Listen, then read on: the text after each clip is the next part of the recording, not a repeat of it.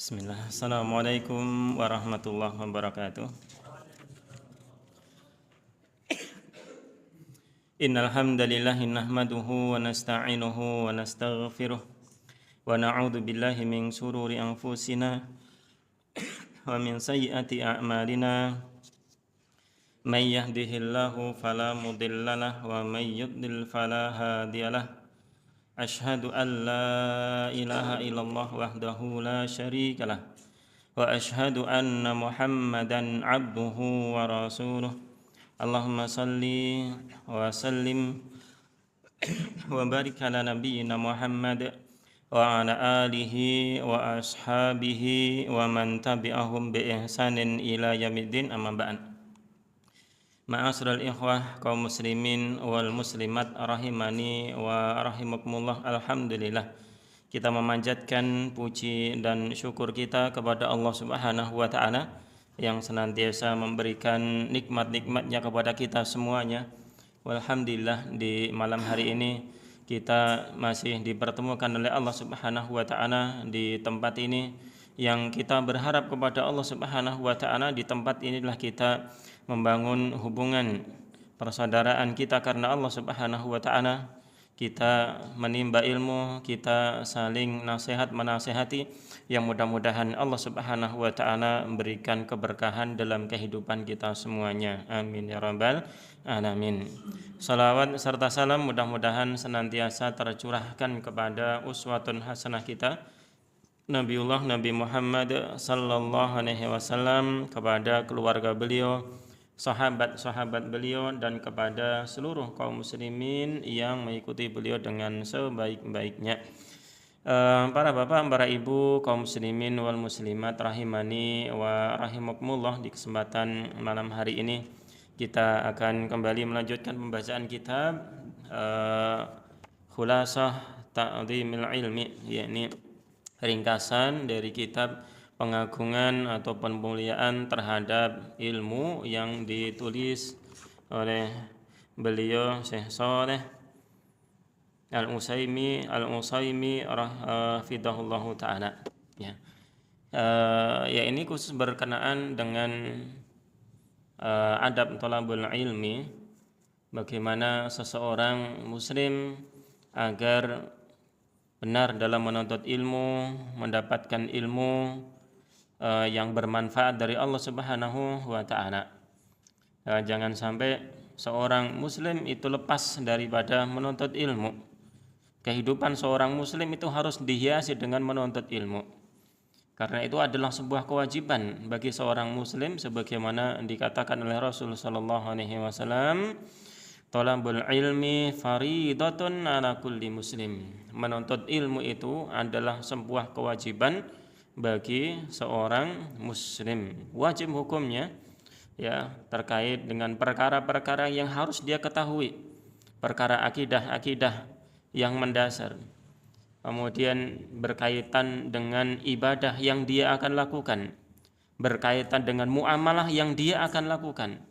Dia harus ketahui ilmunya. Tidak boleh seseorang itu berkata dan berucap tanpa dasar ilmu, karena Allah Subhanahu wa taala telah mengatakan fa'lam annahu la ilaha illallah fastaghfir lidzambik. Ketahuilah, ilmuilah bahwasanya tidak ada ilah yang berhak untuk diibadahi melainkan hanya Allah Subhanahu wa taala semata. Ya. Kemudian fastaghfir lidzambik, mohon ampunlah engkau karena dosa-dosamu, walil mu'minin, dan untuk orang-orang yang beriman. Allah Subhanahu wa taala perintahkan dulu untuk berilmu, untuk mengetahui, berilmu dulu tentang keesaan Allah Subhanahu wa taala. Kemudian Allah perintahkan untuk beramal, beristighfar, yang didahului dengan perintah berilmu. Maka dalil tersebut, surat Muhammad tersebut, ini menjadi dalil bahwasanya seorang muslim ini harus berilmu dulu sebelum dia berkata dan berbuat. Ya. Sebagaimana Imam Al-Bukhari rahimahullahu taala, beliau membuat satu bab di dalam kitab sahihnya, babul ilmi qabla al-qauli wal amal. Bab berilmu dulu ya seorang mukmin ini, seorang muslim ini sebelum dia berkata dan berbuat. Maka menuntut ilmu, thalabul ilmi ini adalah sesuatu yang seharusnya diusahakan oleh seorang mukmin, diusahakan oleh seorang muslim dalam kehidupannya. Jangan sampai lepas dia dalam menuntut ilmu. Minimalnya itu sepekan sekali, kan hitung ya. Sepekan sekali, kapan itu? Jumatan ya. Minimal sekali itu, paling minimal sepekan sekali pas Jumatan. Jumatan ngantuk. Nggak jadi akhirnya ya. Jumatan ngantuk nggak jadi. Ya akhirnya dia nggak jadi nuntut ilmu. Apalagi Jumatan telat. Yang telatan ya, telat dan gari teladan ya. Telat di belakang sendiri. Datang-datang pas selesai khutbah kedua. Selesai khutbah kedua. Ya, nggak jadi nuntut ilmu itu. Ya, padahal itu adalah kadar minimal seorang muslim itu nuntut ilmu. Ya di Jumatan. Ya. Nah, ala kulli hal, lebih dari itu seorang muslim adalah dia memiliki majelis ilmu yang dia tekuni, untuk dia datang di setiap pekannya untuk ladang dia untuk menuntut ilmu, sekaligus dia berusaha menjaga keimanannya, mengontrol keimanannya di majelis ilmu tersebut. Ala kulli hal, majelis ilmu merupakan sesuatu yang penting bagi seorang muslim, dan banyak nas-nas syar'i yang kemudian menghasung kita untuk mendatangi majelis-majelis ilmu. Untuk seorang muslim itu sungguh-sungguh dalam menuntut ilmu. Banyak sekali dalilnya. Ini adalah jalan kemudahan menuju surga Allah Subhanahu wa taala. Bagaimana seorang muslim itu akan mendapatkan kemudahan jalan menuju surga sedangkan dia tidak tahu syariat Allah Subhanahu wa taala? Bagaimana bisa terjadi seperti itu? Ya. Ala kulli hal, maka mudah-mudahan Allah Subhanahu wa taala memberikan keistiqomahan kepada kita untuk senantiasa bisa duduk di majelis ilmu sampai kita meninggal dunia. Amin ya rabbal alamin. Nah, ma'asyiral ikhwah kaum muslimin wal muslimat rahimani wa rahimakumullah, kita melanjutkan pembacaan kita, dan kita di malam hari ini sampai di Al-Maqidur Rabi', di simpul yang keempat dalam pengagungan ilmu. Ini kita sampaikan, ini adalah berkaitan dengan simpul pengagungan ilmu, yang mana ketika seorang sukses yang satu persatu menunaikan simpul pengagungan ilmu ini, berarti dia telah memuliakan ilmu, dan orang yang memuliakan ilmu lebih pantas ilmu itu akan datang kepada dirinya, menetap di dalam hatinya. Dia sebagaimana mukadimah yang telah kita bacakan dulu. Nam al-maqidur rabi, dikatakan oleh penulis rahimahullah ta'ala, simpul yang keempat adalah sarful himmati fihi ila ilmil qur'ani was sunnah. Memberikan semangat dalam menuntut ilmu pada ilmu Quran dan sunnah. Pada ilmu Quran dan sunnah. Semangat dalam belajar Quran dan sunnah. Berikan himmah yang besar, berikan semangat yang tinggi untuk mempelajari dua perkara ini, dua pokok ini, Quran dan hadis. Ya, jangan sibuk mempelajari yang lainnya. Jangan sibuk mempelajari perkara-perkara yang jauh dari Quran dan sunnah. Nah, kita akan baca apa yang disampaikan oleh beliau. Apa sih yang menjadi maksud judul yang beliau berikan ini? Beliau katakan, inna kulla ilmin nafi'in, sesungguhnya ilmu yang bermanfaat, maradduhu ila kalamillahi wa kalami rasulihi sallallahu alaihi wasallam. Ilmu yang bermanfaat itu kembalinya adalah kepada kalamullah dan kalam rasulnya sallallahu alaihi wasallam. Kepada dua ini, Quran dan sunnah, itu adalah induk. Ya, itu adalah induk dari berbagai macam ilmu yang bermanfaat. Dari berbagai macam ilmu yang memberikan manfaat kepada manusia. Sumbernya dari sini. Wa baqil ulumi, adapun ilmu yang lainnya selain daripada Quran dan sunnah ini, imma khadimun lahuma. Bisa jadi yang pertama, ilmu tersebut adalah khadim, pembantu untuk seorang itu bisa memahami Quran dan sunnah. fayu'khadhu minhu ma tatahaqqaqu bihil hikmatu. Maka ilmu ini, ilmu yang merupakan pembantu untuk kita bisa memahami Quran dan Sunnah ini, diambil dengan kadar terwujudnya dia itu sebagai pembantu. Ya. Terwujudnya dia itu sebagai pembantu. Contohnya apa? Contohnya bahasa Arab. Ya, contohnya bahasa Arab. Ini adalah ilmu yang bisa membantu kita untuk paham Quran dan Sunnah. Ya. Ilmu alat, kata orang seperti itu, ilmu alat. Maka bahasa Arab ini diambil sekadar kita bisa memahami Quran dan Sunnah. Jangan sampai memahami bahasa Arab ini kemudian sibuk dengan itu dan melupakan Quran dan Sunnah. Ini kebablasan. Ya, ini kebablasan. Mempelajari ilmu bahasa Arab sampai kemudian detail-detailnya. Ibaratnya kalau seseorang menguasai suatu kota, itu jalan-jalan tikusnya itu apal semuanya. Ya. Bukan cuma jalan tikus, jalan cacing aja apal gitu ya. Dihafalin semua, jalan-jalan kecil, lorong-lorong ini hafal semuanya. Ya. Namun ala kulli hal kemudian dia sibuk dengan perkara tersebut, dia lupa tentang ilmu yang menjadi pokok Quran dan Sunnah, dia tidak pelajari. Ya, dia tidak pelajari. Ini musibah yang seperti itu. Ya, ini musibah. Ala kulli hal, jadi ilmu yang selain daripada Quran dan Sunnah di poin yang pertama ini diambil sesuai dengan kadar dia itu bisa menjadi perantara kita bisa memahami Quran dan Sunnah. Jangan berlebih, ya. Jangan berlebih dari hal tersebut. Au ajnabiyyun anhuma, atau ilmu itu adalah sesuatu yang asing, benar-benar asing dari Quran dan Sunnah. Tidak ada kaitan sama sekali. Dia bukan perantara untuk kita memahami Quran dan Sunnah. Maka fala yadurrul jahlu bihi. Berkaitan dengan ilmu ini, kejahilan, ketidaktahuan terhadap ilmu itu tidak membahayakan kita. Tidak tahu, tidak apa-apa. Tidak tahu, tidak apa-apa. Beda dengan bahasa Arab, tidak tahu. Kenapa kamu nggak bisa baca Arab? Kenapa kamu nggak belajar bahasa Arab? Kan kamu nggak bisa baca Quran, nggak bisa memahami Quran kalau seperti itu. Ya. Nah, maka di sini itu adalah hasungan untuk kita mempelajari bahasa Arab. Tujuannya, niatnya adalah agar bisa memahami bahasa Quran. Ya, seperti itu. Ya, dan alhamdulillah sekarang ada terjemahan-terjemahan itu benar-benar membantu kita. Ya, terjemahan membantu kita untuk bisa memahami Quran dan Sunnah. Ya, memahami Al-Quran. Betul, itu membantu sekali. Tafsir ringkas itu adalah terjemahan. Lalu sebenarnya, ya itu tafsir paling ringkas itu terjemahan itu. Ya. Tafsir paling ringkas. Ya. Nah, dibaca itu, nah, alhamdulillah kemudahan. Nah, terlebih lagi kemudian kita memfokuskan diri kita untuk belajar bahasa Arab.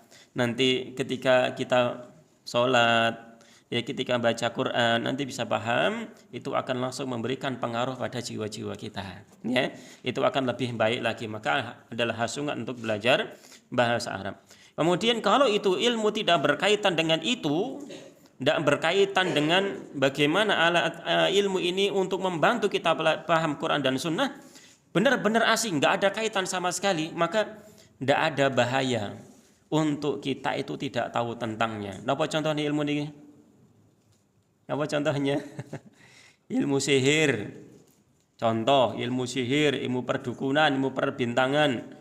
Ya, itu adalah ilmu-ilmu yang bahkan kita itu tidak boleh mengetahuinya, tidak boleh mempelajarinya. Ya, sayang waktu kita untuk mempelajarinya.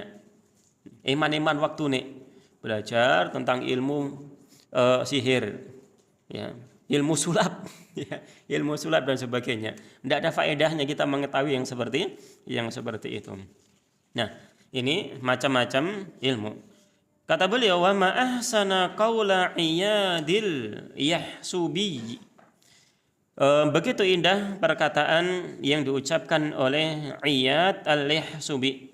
Ya, ini dikenal dengan Al-Qadhi Iyad. Ya, seorang ulama yang besar di zamannya, Al-Qadhi Iyad. Fi kitabihil ilma, di dalam kitab beliau yang disebut dengan Al-Ilma. Beliau mengatakan, Al-ilmu fi aslaini la ya'duhuma illal mudillu 'anit tariqil lahib. Ilmu itu berada pada dua dasar. Ilmu itu berada pada dua dasar. Tidaklah ada seorang yang melampaui batas, menyimpang, ya, melampaui keduanya, kecuali dia itu adalah al-mudillu, seorang yang tersesat dari jalan yang lurus. Ya, orang yang tersesat dari jalan yang lurus. Ilmu apakah itu? Ilmul kitabi wal ilmul athar, yakni ilmu kitab Al-Quran. Wal ilmu athar, ilmu athar, ilmu yang di sana kita lihat riwayatnya disampaikan. Oh, dari Nabi SAW, oh dari sahabat, oh dari tabi'in. Ya. Ada asarnya, hadis, khobar, atau di sana adalah asar dari sahabat Nabi SAW. Itu adalah ilmu. Allati qad usnidat an tabi'in an sahibin, yakni sebuah ilmu yang disandarkan dari seorang tabi'in dari sahabat. Berarti di sini mengkhususkan dari tabi'in dari sahabat, maka di sana itu adalah satu hadis Nabi SAW, atau dua itu adalah perkataan para sahabat Nabi SAW. Ilmu athar, ya. Tentunya di sana kalau itu adalah perkataan para sahabat Nabi SAW, adalah satu yang paling tingginya itu adalah kesepakatan mereka, kesepakatan para sahabat. Ya. Kemudian yang berikutnya di sana adalah apa yang disampaikan oleh siapa? Khulafa ar-rasyidin. Ya, khulafa ar-rasyidin yang Nabi SAW beliau nasihatkan kepada kita semuanya, addu 'alaiha bin nawajid. Gigitlah sunnah itu, yakni sunnah Nabi SAW dan sunnah khulafa ar-rasyidin. Ya, Abu Bakar, Umar, Utsman sama Ali radhiyallahu anhum ajma'in. Gigitlah dengan gigi geraham. Pegang dengan kuat sampai diumpamakan dengan gigi geraham. Ya, bukan gigi seri, bukan gigi susu, bukan. Namun dengan gigi geraham adalah perumpamaan memegang sesuatu dengan sangat-sangat kuat. Ya. Ini ijma' para sahabat, apa yang disampaikan para khulafa ar-rasyidin, atau kemudian di sana perkataan para sahabat Nabi SAW yang tidak bertentangan dengan sahabat yang lain. Ya, ucapan seorang sahabat yang tidak bertentangan dengan para sahabat yang lainnya. Ya, seperti itu kurang lebihnya itu dari perkataan para sahabat Nabi SAW. Maka intinya di sini ilmu, ya, sumber ilmu itu adalah Al-Qur'an dan sunnah. Ya. Nah, kemudian kata beliau, waqad kana hadha huwa ilmus salaf. Seperti inilah ilmunya para salaf. Siapa salaf itu? Itu adalah orang-orang yang telah mendahului kita. Dari kata salafa, yaslufu, ya, mendahului. Ya, mendahului. Ya, kalau dikatakan kata salaf secara syar'i itu adalah kembali kepada para sahabat Nabi sallallahu alaihi wasallam. Ya. Nah, inilah ilmu para salaf itu seperti itu. Ilmu generasi terdahulu itu adalah itu, Quran dan sunnah. Ya, ilmu mereka alaihim rahmatullah, yang mudah-mudahan rahmat Allah Subhanahu wa taala diberikan kepada mereka. Tsumma kasural kalamu ba'duhum fima la yanfa'u. Kemudian setelah itu, setelah zaman mereka berlalu jauh, maka di sana menjadi banyaklah perkataan, menjadi banyaklah ucapan manusia dalam menerangkan ilmu, dalam menerangkan, ya, ilmu-ilmu fima la yanfa, pada perkara-perkara yang tidak bermanfaat. Ya, buku ditulis panjang lebar, ternyata intinya cuman sedikit sekali. Kenapa panjang lebar? Ilmunya orang sekarang semakin ke belakang akan seperti itu. Ya, nah, semakin ke belakang akan seperti itu. Sebagai contoh misalkan, dari tafsir para ulama terdahulu berkenaan dengan firman Allah Subhanahu wa taala dalam surat Al-A'raf ayat yang ke 146. Contoh ya. Sa'usrifu an ayati alladziina yatakabbaruna fil ardi bighairil haqq. Ya, Allah Subhanahu wa taala katakan, aku akan palingkan, yakni Allah Subhanahu wa taala, aku ada Allah Subhanahu wa taala, aku akan palingkan ayat-ayatku dari orang-orang yang menyombongkan diri di muka bumi tanpa hak. Ya, di muka bumi tanpa hak. Apa tafsirnya? Ya, ini dikatakan tafsirnya dari perkataan ulama terdahulu sangat ringkas sekali. Ya, sangat ringkas sekali. Disebutkan uharrimuhum fahmal Qur'an, yakni aku akan palingkan pemahaman Quran itu dari mereka. Ringkas seperti itu. Adapun kemudian penjelasan berikutnya ini menjelaskan perkataan tersebut ini bisa menjadi panjang. Ya. Maka kalau kita lihat dari buku-buku yang ditulis para ulama terdahulu ini sangat ringkas sekali. Kalau kemudian dijelaskan itu akan ya memakan buku yang panjang atau penjelasan yang panjang. Karena keberkahan dari ucapan orang-orang terdahulu ini lebih banyak. Ya. Dan terkadang kita butuh ucapan yang panjang dari penjelasan ulama-ulama belakangan. Kenapa? Ya, daya nalar kita pun juga berbeda ya. Ilmu kita untuk mempelajari dari ucapan-ucapan terdahulu itu juga kurang. Sehingga kita pun butuh ucapan yang panjang. Ya, menjelaskan takrif, memberikan penjelasan, bahkan contoh-contoh. Ya, contoh-contoh dari perkataan yang dijelaskan oleh ulama-ulama terdahulu. Ya, ini ya, jadi semakin akhir semakin perkataan itu panjang. Kalau panjangnya itu adalah masih memberikan faedah dan memberikan keterangan tanpa kemudian berpanjang lebar yang tidak berfaedah, maka tidak mengapa yang seperti itu. Ya. Namun yang panjang lebar dan membuat bosan dan tidak memberikan pelajaran, inilah yang kemudian kita tinggalkan. Ya, demikian pula di sana kajian-kajian, ya, pengajian. Terkadang seseorang ngaji dari awal sampai akhir 1 jam ngaji, ya, ditanya apa intinya tadi, embuh, tidak tahu. Apa bahas apa ini? Intinya apa? Bahas apa? Tidak tahu. Ya, berpanjang lebar hanya guyon saja. Ya, hanya guyon saja, tidak tahu apa yang menjadi pembahasan yang ingin disampaikan apa. Ya, ala kulli hal, dan seperti itu naudzubillahi min dzalik.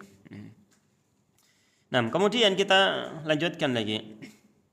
Qala Hammad bin Zaid, berkata Hammad bin Zaid, qultu li Ayyub as-Sikhtiyani, aku berkata kepada Al-Ayyub as-Sikhtiyani, beliau katakan al-ilmu yauma aksaru au fi ma taqaddama. Ilmu di hari ini lebih banyak ataukah di masa yang telah lampau? Ilmu di hari ini itu lebih banyak ataukah di masa yang lampau? Karena belum melihat buku-buku mungkin sudah mulai banyak, penjelasan buku sudah mulai lebar dan sebagainya. Maka ditanya, ya, ilmu yang hari ini itu lebih banyak atau terdahulu? Ya, di masa yang lampau, di masa sahabat atau tabi'in atau tabi'ut tabi'in. Apa kata beliau? Faqala, beliau katakan al-kalamul yauma aksar. Ucapan di hari ini lebih banyak. Ucapan, ya. Tulisan mungkin yang dituliskan itu lebih banyak, sama dengan hari-hari kita. Buku luar biasa. Tidak habis kita beli. Ya, tidak habis kita beli judul ini, besok muncul lagi judul yang baru dan seterusnya. Ya, banyak. Wal ilmu fi ma taqaddama aktsar, akan tetapi ilmu di masa yang lampau itu lebih banyak.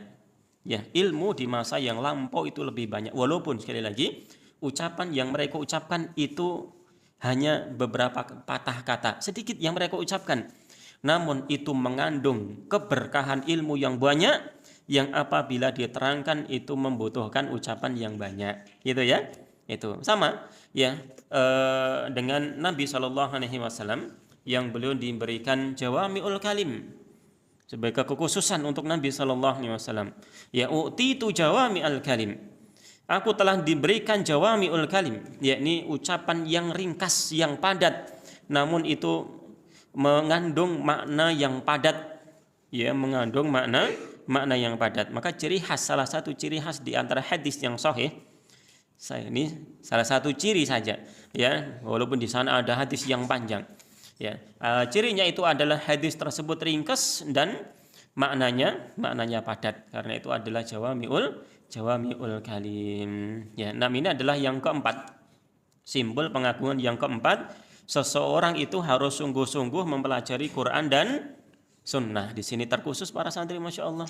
Ya, ada para santri, ya, bersungguh-sungguhlah dalam belajar Quran, menghafalkan Quran, mempelajari tafsirnya. Ya, hadis, berusaha untuk menghafalkan hadis dengan sebaik-baiknya. Ya, untuk bapak-bapak, ya, serius dalam mempelajari Quran juga, jangan mau kalah dengan para santri. Ya, jangan mau kalah dengan mereka.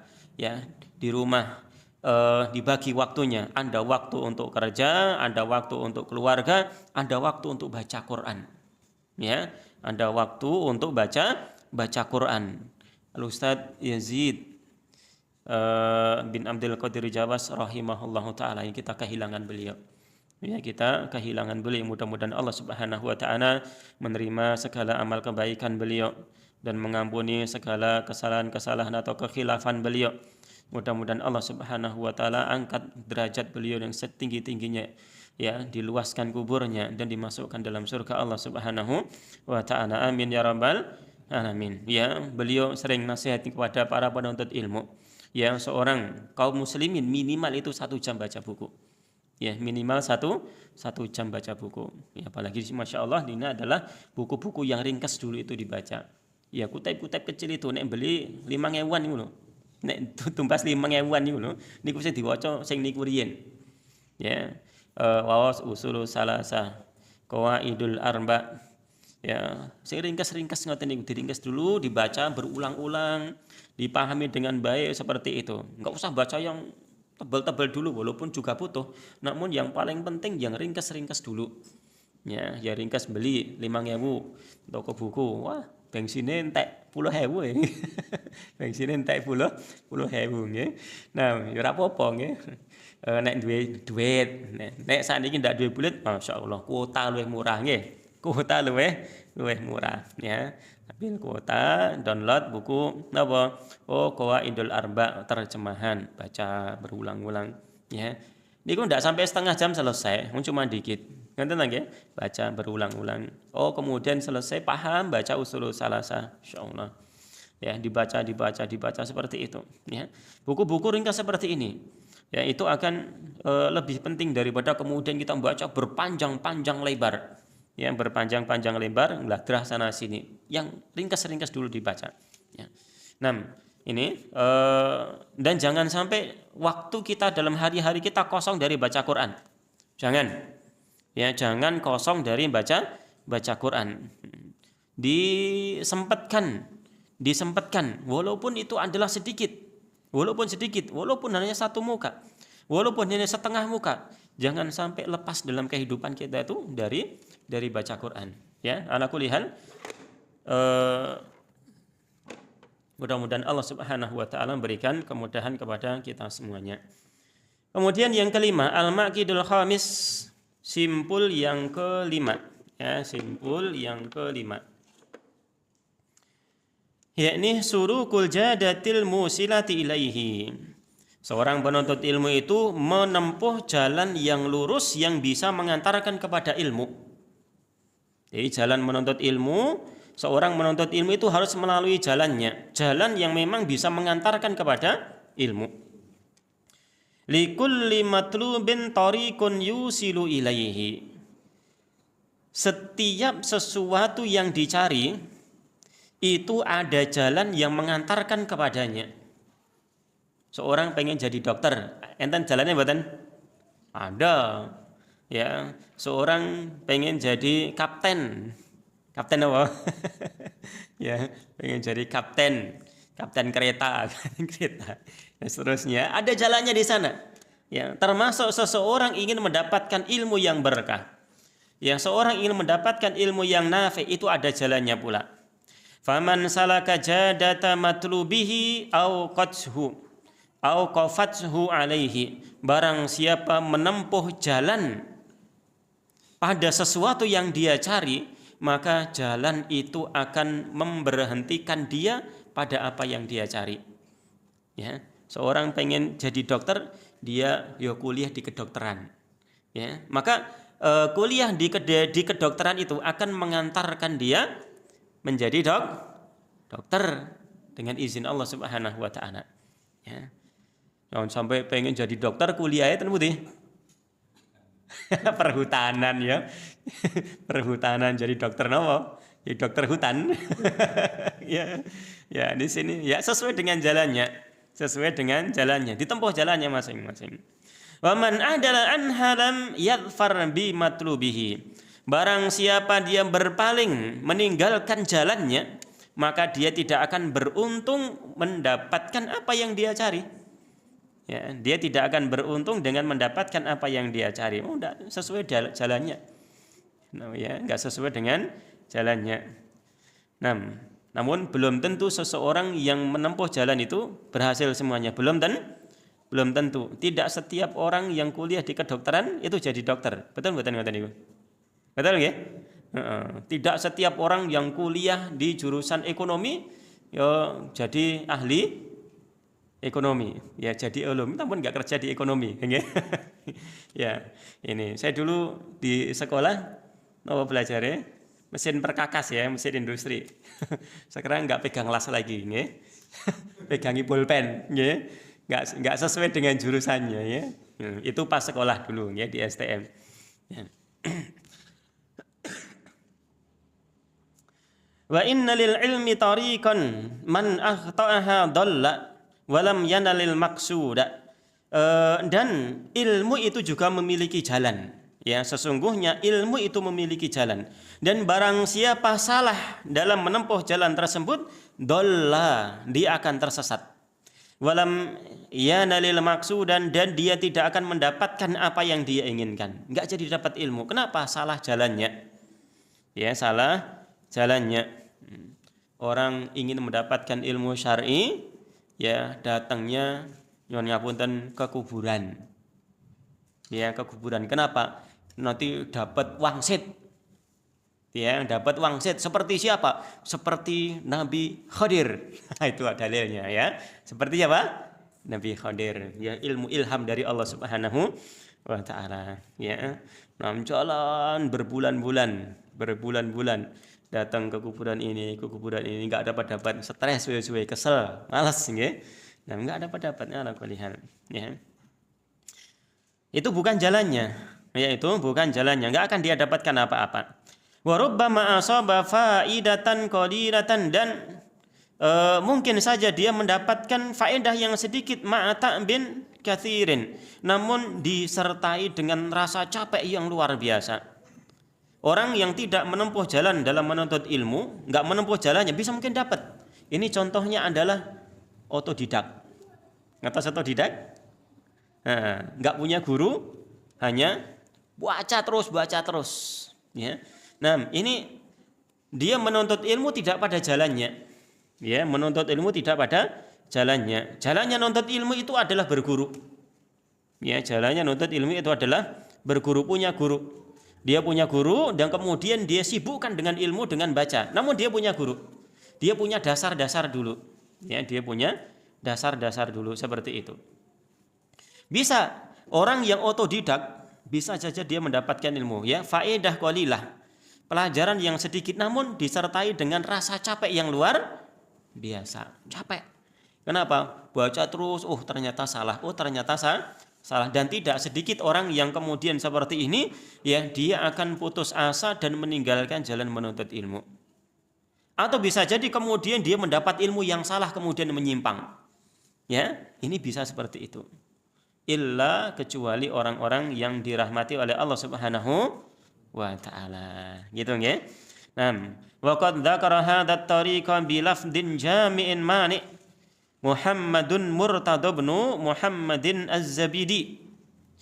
Dan sungguh Jalan yang seperti ini, jalan yang telah diterangkan ini telah disebutkan dengan lafadz yang jami' mani, dengan lafadz yang komprehensif, ya, dengan lafadz yang mencakup, ringkas lagi mencakup. Ya, ini oleh beliau Muhammad Murtadha bin Muhammad Az-Zabidi. Beliau adalah sahibu Tajul Arus, penulis kitab Tajul Arus. Fi mandumatin lahu, di dalam mandumah yang beliau tulis, tusamma yang dinamakan Alfiyatus Sanad. Ya, Alfiyatus Sanad ini namanya, nama kitabnya. Yaqulu fiha, dia katakan di dalam kitab tersebut, fama hawal ghayata fi alfi sanah sahsun fakhud min kulli fannin ahsanah. Seseorang itu tidak akan bisa mengumpulkan puncak keinginannya, seluruh puncak keinginannya dalam kurun waktu 1000 tahun. Tidak bisa seseorang mengumpulkan semua puncak cita-citanya pada kurun 1000 tahun. Fakhud min kulli fannin ahsanah, namun ambillah di setiap cabang ilmu itu poin yang terbaik dari ilmu itu. Ya. Jadi seorang penuntut ilmu itu tidak akan bisa menguasai perkara terbaik dari semua cabang ilmu dia kuasai, itu ya sesuatu yang sulit. Ya, ibaratnya seperti itu, belum ungkapkan, nggak akan bisa dia kumpulkan walaupun dia menempuh jalan 1000 tahun. Ini menunjukkan betapa sulitnya untuk mengumpulkan semua ya ilmu syar'i, ya, seperti itu. Namun apa? Ambillah perkara-perkara yang terbaik dari setiap cabang-cabang ilmu itu. Ya, ini adalah kita dianjurkan untuk baca apa di sini? Ya, ini caranya. Kata beliau, bihifdzi mattin jami'in lirajihi ta'khuduhu ala mufidin nasihin. Ya, ini dengan cara Anda menghafalkan matan-matan. Ya, Anda menghafalkan matan-matan yang mencakup, ya, matan-matan yang mencakup, yang diakui lirrajihi, itu adalah yang diakui di sisi ahli ilmi. Dalam bab akidah, matan yang paling mencakup itu apa? Hafalkan di situ, ya. Kemudian di dalam ilmu waris itu apa? Dalam fikih kitab apa? Diambil satu persatu, dihafalkan, dikuasai seperti itu, maka dia akan menguasai secara global bagian dari ilmu cabang ini dan seterusnya. Ya. Namun kalau dia sekarang mau kemudian belajar, langsung dia sibukkan ini, langsung bagian yang luas dia pelajari, langsung detail-detailnya, maka begitu lama dia itu akan ya selesai dari mempelajari bab itu, yang lain belum dipelajari. Ya, makanya belajar di pondok, yaitu yang diterangkan adalah seperti ini, ilmu yang ringkas itu sebagai apa? Dasar modal dia untuk kemudian meluaskan ilmu, gitu ya. Ini itu di pondok seperti itu kurang lebihnya, ya, yang ringkas dulu. Tahuduhu ala mufidin nasih, engkau ambil matan-matan yang muktamad atau rajih, diakui di sisi para ulama ini, engkau ambil dari orang yang mufidin nasih, dua sifat. Ya, mufidin nasih, kalau terjemahnya orang yang bisa memberikan manfaat dan orang yang memberikan nasihat. Ini akan diterangkan oleh beliau apa sih maksudnya seperti itu. Ya, ini kriteria guru, dua sifat guru yang penting yang harus ada pada seorang guru. Ya, jadi di sini tiga,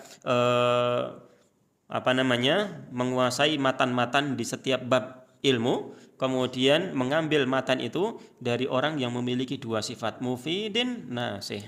Ya, nah, kata beliau nanti akan dijelaskan tentang maksud dari perkataan ini akan ada. Ya. Fatarikul ilmi wajadatuhu, jalan ilmu, torik sama jadah itu sama, jalan. Ya. Jalan menuntut ilmu mabniyun ala amrain, terbangun di atas dua perkara. Jalan menuntut ilmu itu terbangun di atas dua perkara. Man akhadha bihima, barang siapa mengambil keduanya, kana mu'azziman lil ilmi, maka dia itu telah mengagungkan ilmu, dia akan dapat ilmu. Ya, dia mengagungkan ilmu. Li'annahu yatlubuhu min haitsu yumkinul wusulu ilaihi, karena dia telah mencari ilmu itu dari jalan yang bisa mengantarkan dia kepada ilmu. Apa dua itu? Fal amrul awwal, perkara yang pertama, ya, perkara yang pertama untuk keberhasilan seseorang dalam menuntut ilmu adalah fahifdhu matnin jami'in lirrajihi, menghafalkan matan yang mencakup yang diakui di sisi ahli ilmu. Itu makna lirrajihi yang dijelaskan oleh penulisnya sendiri. Fala budda min hifdin, kata beliau, harus ada hafalan. Harus ada hafalan. Seorang penuntut ilmu itu harus menghafal. Seorang penuntut ilmu harus menghafal. Ini usahanya. Wa man dhanna annahu yanalul ilma bila hifdin. Barang siapa menyangka orang itu akan mendapatkan ilmu tanpa hafalan, fa innahu yatlubu muhalan, maka dia itu telah mencari sesuatu yang mustahil, kata beliau. Ya, mencari sesuatu yang mustahil. Terus harus ngapal walaupun engkau lali nah. Ya. Walaupun lupa lagi, ya. Ini paling tidak itu insyaallah ketika belajar Quran, ya, belajar Quran, misalkan tafsir juz amma yang pendek, ya, sebelum kita ini coba dihafalkan dulu suratnya. Surat pendek itu kita hafalkan dulu, ya, kita hafalkan dulu di sana. Insyaallah itu jadi semangat kita untuk menghafalkan. Oh, nanti akan bahas surat misalkan An-Nasr misalkan, atau surat ini kita hafalkan dulu kalau memang belum hafal, ya, seperti itu. Nah, termasuk ini adalah matan-matan. Lagi itu adalah buku-buku yang ringkas itu, yang beli 5.000-an niku ya tumbas dibaca berulang-ulang, ya. Walaupun tidak hafal, masya Allah paham dengan kuat. Di situ lebih mending daripada kita tidak pernah baca, tidak pernah menguasainya, ya. Nah, ini penting, ya, buku-buku yang ringkas itu malah jauh lebih penting, walaupun sekali lagi yang panjang itu juga nanti kita baca, namun nanti, ya, nanti. Wal mahfudul muawwal alaihi, dan yang dihafalkan, yang dipercaya ini, yang kita hafalkan, yang dipercaya atau yang dianjurkan untuk dibaca ini adalah huwal matnul jami' lirrajih, adalah matan yang jami', matan yang cakupannya luas di suatu bidang ilmu, ya, di suatu bidang ilmu. Yakni maksudnya ay al-mu'tamadu inda ahlil ilmi. Ya. Matan tersebut, buku yang ringkas itu diakui di sisi ahlil fan, di sisi ahli ilmu yang berkaitan dengan ahlinya. Ya, tentang ilmu kedokteran itu juga ada ilmu yang kemudian diakui oleh mereka. Oh, ini yang dipelajari. Ya, tidak bisa dipelajari ilmu yang lain. Oh, ini nggak diakui oleh ahli dokter, nggak boleh kita pelajari seperti itu. Ya, kita belajar tentang ilmu akidah, maka di sana belajar tentang matan yang diakui oleh ahli ilmu yang berkaitan dengan akidah tersebut. Ya, dari mana kita tahu? Ya, dari keterangan para asatidz atau para ulama. Ya, namullahu ta'ala alam. Tinggal sedikit kita akan selesaikan insyaallah setelah adzan salat isya. Silakan. Allahu ta'ala a'lam bishawab.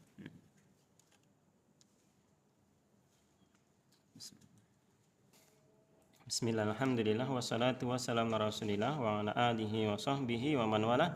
Yang berikutnya ini perkara yang penting yang kita baca, yakni kriteria seorang guru. Ya, siapa yang pantas kita jadikan sebagai guru kita? Yakni beliau katakan wa ammal amru sani, adapun poin yang kedua adalah fa'akhduhu ala mufidin nasi, mengambil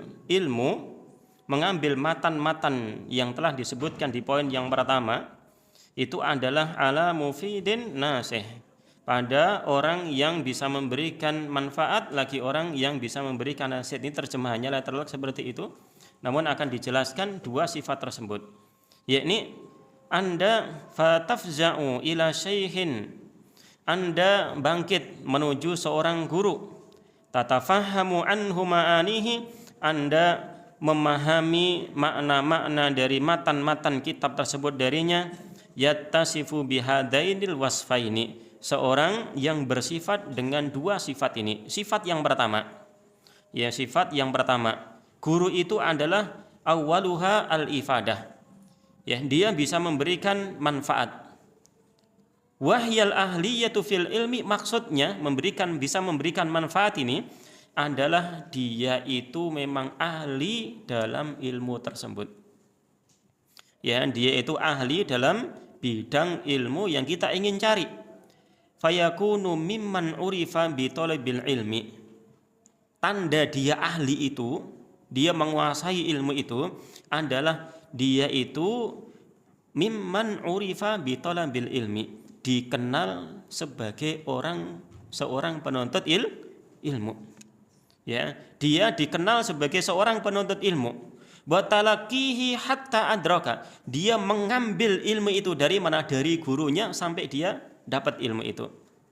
Fasarat lahu malakatun qawiyyatun fihi, sehingga keahlian itu benar-benar ada pada dirinya. Jadi guru yang pertama itu bisa memberikan faedah. Apa sih maknanya? Dia adalah orang yang ahli di bidangnya.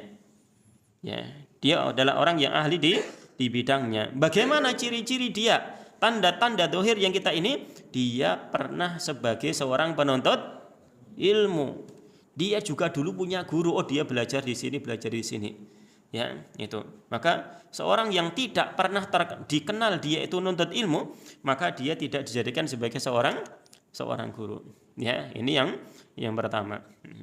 Kemudian wal aslu fi hada, dasar dari perkara ini, dari poin yang pertama ini adalah ma akhrajahu Abu Dawud fi sunanihi, apa yang telah dikeluarkan oleh Al-Imam Abu Dawud di dalam sunannya bi isnadin qawiyyin, dengan sanad yang kuat.